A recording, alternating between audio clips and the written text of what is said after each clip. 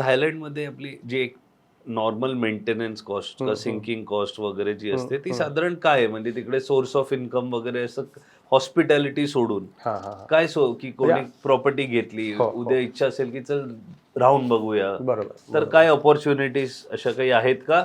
एक जे टुरिझम बाजूला काढून ॲज अ सिटी जर आपण बघितलं तर? खरं तर टुरिझम, त्यानंतर तिथे इंडस्ट्रियल एरिया आहे, रेऑन इंडस्ट्री म्हणून, आणि ॲग्रिकल्चर, या 3 गोष्टीवरच थायलंडची इकॉनॉमी चालते.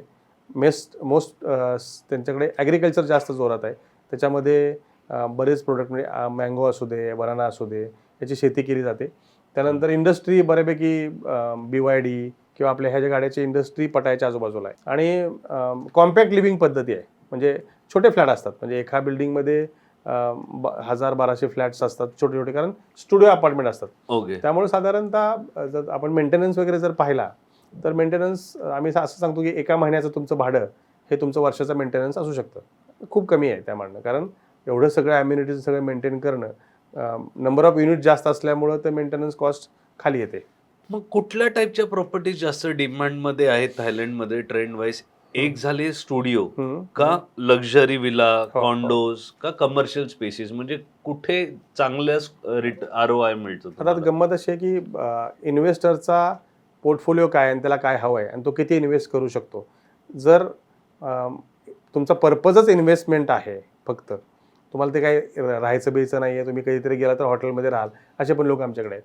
सो ज्यांना इन्व्हेस्टमेंट करायचं आहे त्यांना आम्ही सांगतो की तुम्ही 1 बेड घ्या, म्हणजे स्टुडिओमध्येच 1 बेडरूम एक्स्ट्रा असते. त्याच्यामध्ये काय होतं की 2-3 लोकांची फॅमिली जरी आली तरी ती व्यवस्थित राहू शकते. अच्छा, एवढा मोठा स्टुडिओ असतो. स्टुडिओ असतो. सो तो फार डिमांडमध्ये, आणि जास्त कुठल्याही प्रोजेक्टमध्ये 1 बेडच युनिट बनतात. स्टुडिओ फार कमी असतात. एखाद दुसरा पर्सन जर असेल तर स्टुडिओ घेतात. आणि जर तुमचं बजेट जास्त आहे, तुम्हाला लक्झरियस, तर पूल विला सुद्धा खूप ट्रेंडिंगमध्ये आहे. विला विला विथ पूल. पण हे बिल्डिंग मध्ये नाही नाही, वेगळा सेपरेट सेपरेट विला. हो हो हो. काय काय कॉस्ट असेल साधारण? साधारणतः 5-6 कोटीपर्यंत. 5-6 कोटी. डिपेंड लोकेशन कुठे आहे, किती मोठा आहे, किती बेडरूम आहे, त्यानुसार त्या किमती ठरतात.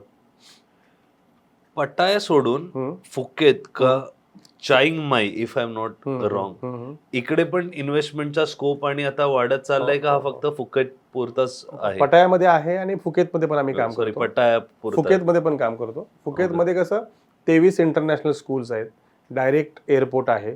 त्यामुळे आता ट्रेंड वाढत चाललाय की चायनीज आणि रशियन मॅक्सिमम इन्व्हेस्टमेंट फुकेतमध्ये करतात पूल विलामध्ये. आता आणि तिकडे आपल्या दगडूशेठ हलवाईचा गणपती आहे पुण्याचा, त्याचं सुद्धा मंदिर तिकडे झालेलं आहे. तिथल्या एका डेव्हलपरनेच बांधलेलं आहे प्रोजेक्टमध्ये.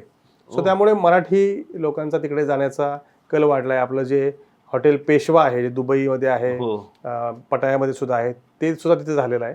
सो हळूहळू मराठी कल्चर आणि संस्कृती वाढते, एक्सपिरियन्स करता येईल. म्हणजे फक्त फुकेतमध्ये काय आहे की खूप हायराईज बिल्डिंग अलाउड नाही आहेत, कारण समुद्र जवळ आहे आणि त्यामुळे तिकडे लँड कॉस्ट जास्त आहे. त्यामुळे प्रोजेक्ट म्हणजे फ्लॅटच्या किमती जास्त आहेत.